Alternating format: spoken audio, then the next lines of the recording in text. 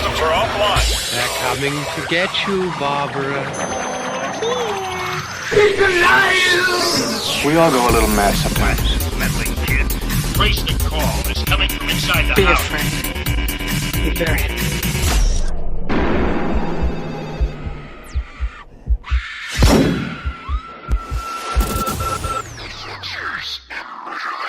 How's it going, people, and welcome to another episode of Adventures in Murderland with me, Mike James, and the momentary anxiety to my ongoing existential crisis, Alan Cassidy. Hey guys. Hello, Alan Cassidy. You're actually not my you're not my cause for anxiety if I do have it. Only, just so you know. Well, you're putting doubts in my head now. Sorry. Oh, hello everyone. By the way, real quick, social media shit. They will, if you want to jump straight into the main story of today, we'll put the time code in the show notes down below, so you can just cut out all the sort of the chit chat shit talk that we do at the start and jump straight into that. Also, just as usual, our social medias, if you wish to follow us on them, is Twitter at MurderlandPod. We've also got a Facebook page as well, Adventures in Murderland. Now, that's out the way. Let's address the elephant in the room.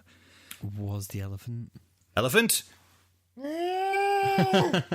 That was my elephant noise. Did you like it? Did it sound like an elephant? No. I've never heard one, but I'm thinking that's pretty Have you never on been to a zoo point. before? Yeah, but they don't make noise at the zoo. They just get washed. I've heard them make noises. That's an elephant. Don't try to correct me. It is true. Okay. That's the noise they make. Sounds like Chewy. Yeah, elephant in the room. We have been missing. Even though we said that we were only going to do that like the once, we kind of went missing for another week. So apologies to everyone who did it. I mean, another reason to follow us on Twitter and Facebook is to get updates on where the frig we are. So if we are going to be missing an episode for any reason whatsoever, we'll always put it on up there. This time, I noticed I was going to mention it to you at the time, but I thought, no, I will leave it till we actually in the podcast to talk about it. Because we woke up that morning and you were like, what should I put on the Facebook page to tell people that? Because you're doing the Facebook posts and Twitter posts at the moment, aren't you? Because you want to dabble more into that, right? So I've sort of gone, yeah, that's a cool thing. You can do that. And you said to me, what do you want me to put on there? And I said, just, we've got stuff to do, just sort of general housekeeping stuff. But I don't think it's my fault because I didn't really explain myself properly, because housekeeping to me was kind of like, get your shit together, like as in like, organize your life, general housekeeping. But I think you thought that it meant actual cleaning the house. Well, we did actually need to clean the house. Well, we did need to clean the house, but that's not the reason why we didn't do the podcast episode. I mean, that would be a pretty terrible. Our dedication to the podcast will be in question if we missed an episode purely for the fact that we need to clean the house. And also, the place isn't that clean, so people will be like, what the frick are you doing? Oh, yeah. Yeah, so I meant that. So anyone who saw that and thought we were just being very stupid and not doing podcasts because we were cleaning a house, it wasn't that. I just needed to get my shit together. More specifically, because this thing happens from time to time with me. I'm not the brightest spark in the book. You are. You are. I was telling you this the other day. You are intelligent, but sometimes you just don't know how to verbalize that stuff. But you agreed with me, right? Yeah, of course. Yeah, I know. But that wasn't the case.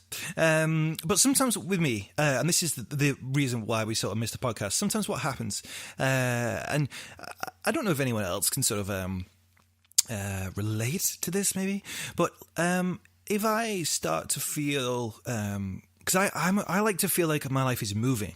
I want to feel like going in some sort of direction, like things are moving. And as soon as I start to feel sort of stagnant would be the word du jour. As soon as I start to feel stagnant or like things aren't moving or, it doesn't need to be doing leaps and bounds. I don't need to be shooting across the ether, but I just need to feel like something is progressing in somewhere in my life. And when I feel stagnant, then I just get really sort of anxious about things and just think, well, this is the way. That little like dark voice in your head goes, and it goes, oh my God, this is the way life is always going to be, and nothing's ever going to get any better than this. And even though things are pretty good, I still want to do more. And you start thinking like this, and then I just freak the fuck out, and then coincidentally, it sort of has the adverse effect where I freak out that much and I start getting so anxious about other things that I actually then stop the things like podcasts and other little things in my life which would actually help me move forward. It's kind of like a vicious cycle, right? Alan, what's this? People can't see a vicious now. circle. Yes. People can't see, but I was holding up my hand in like a hoop shape and doing the growling noise while wiggling my hoop in your face. That sounded vile. But yeah, that was a vicious circle.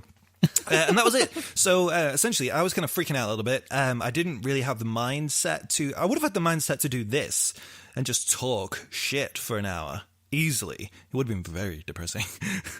Very sort of just me questioning my life and where I'm going and what choices I've made. It would have been that.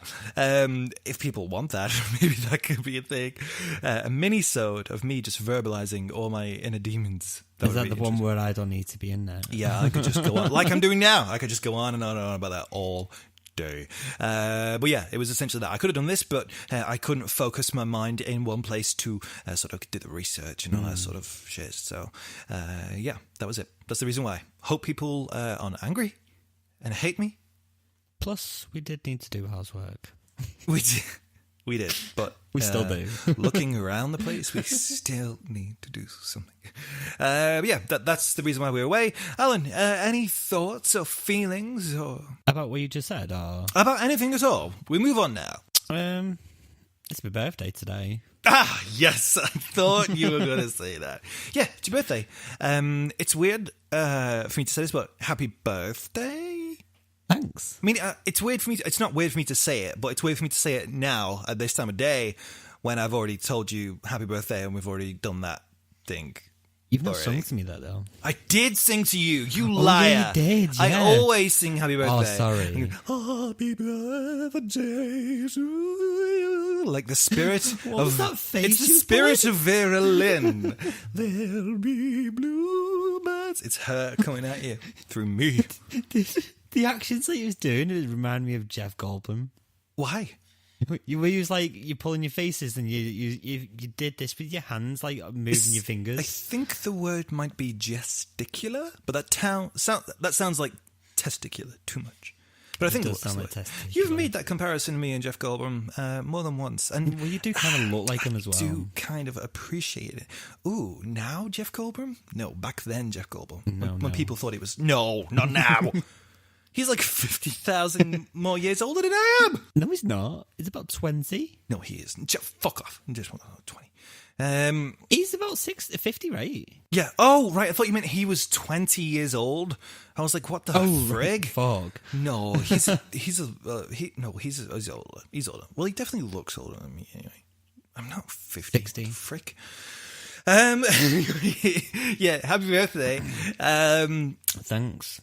Yeah, so this is happy birthday time for Alan. If you want to make a note of it in your diary for future years, for next year maybe, do it. And then you can tweet at us, happy birthday, Alan, when it's next year.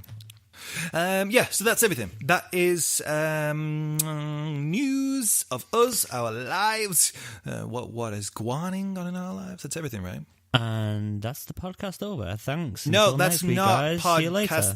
Oh, that's not podcast over. I knew I shouldn't have given you that one record leg later. You're getting very confident today, Alan, and I'm not happy about it. It's one-sided. You are an alcoholic with your one record leg. Well, that's it. Should we get into the Grizzlies? That's what people want. That's what people tune in for. Should it? Okay. Yeah, we should. let's get... Oh, thank you. Let's get into the... Oh, dear. It's that kind of show. 1983, and after a vicious reign of terror spanning over 2 decades, the people of America could rest easy, safe in the knowledge that not one, but 2 of its most notorious serial killers were behind bars. But what drove one of them to confess to the murders of over 3,000 people? And more controversially, was he even telling the truth? To find out, we must go back to where it all began. This is the story of Henry Lee Lucas, aka the Confession Killer. So, straight off the bat, 3,000 people. Do you think, are you placing your bets whether or not that's true or not at this stage? No? No, not at all. Donkim. Well, first of all, I just want to say, usually when we do like multiple parters, like 2-parters and stuff, usually I sort of like to give you like a little bit of a surprise with it at the end, leave you like a bit of a cliff dangler. But this time, I'm putting it right out there in the open. This is a multiple part episode. Okay. Yeah. Got it. Because, well, sometimes we have, when I'm doing research, I'll be really struggling to find facts on people and trying to find information. And then I'm like, okay, this is barely going to be one episode. This one, I'm like... there's a shit ton of facts. There's so much stuff, and because it kind of involves 2 people, this may actually be a 3-parter. What? Maybe. I haven't narrowed down. I haven't really finished comprising the full script notes for part 2. So depending on how that goes, it might end up being 3-part. Wow. I don't know if people like these parters ones, these different parters. Let us know. Yeah, I mean, if people do like the different multiple parters, let us know on. Or if you don't like them, if you like them, you don't mind them, don't do anything at all. Stay right where you are. But if you don't like them, let us know. Facebook, Adventures of Merlin, Twitter, @MerlinPod. Find us, let us know, because we will stop doing them. I just feel like sometimes when there's so much information, I really don't want to miss any out. Yeah, I was going to say, it's nice not to rush through some of the facts that can be quite interesting. Yeah, I think so. And if you put it into one part, you're going to be... It's kind of like a movie when you're like... when it's like a real-life story sort of movie, and you skip out loads of information. Yeah. Because it's going to be too long of a movie, sort of Yeah, thing. and they sort of chuck down like an entire person's life into an hour and a half, and you're like, what the hell? There was so many. Sometimes it's in the finer details. I do quite enjoy sort of the conversation about sort of where these people come from, why they do what they do. With all these little facts, I think it helps us be able to sort of put that picture together a little bit more. Definitely, yeah. So let's jump into this. Henry Lee Lucas. Have you heard of him before? No, I can't say I have, to be fair. Well, Henry Lee Lucas was born on August 23rd, 1936, in the backwoods of Virginia. It's near a small community named Blacksburg. He lived with his family in a teeny tiny baby log cabin, which was more like a shack, apparently. It sounds like the worst place. Apparently the floors weren't like concreted, or they didn't have wood on them. They were just like dirt floors. The place had no electricity, and it's reported that all the occupants were sharing one bedroom to sleep. What that makes me sound of is Charlie and the Chocolate Factory. Oh, kind of, but this is not as charming of a situation as that is. But you know what? This will make because there's some things that happen in here because they're all living in one bedroom, and I'm really thinking of what went down in that bedroom in Charlie and the Chocolate Factory. To be fair, it was 2 couples, wasn't it? Yes. Swingers, baby. They definitely swapped. Yeah. Sort of switched sides of the bed every now and then. Yes. 100% they did.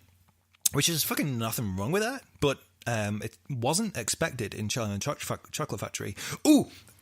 Right. This is a quick fact because of that, okay? I love this fact.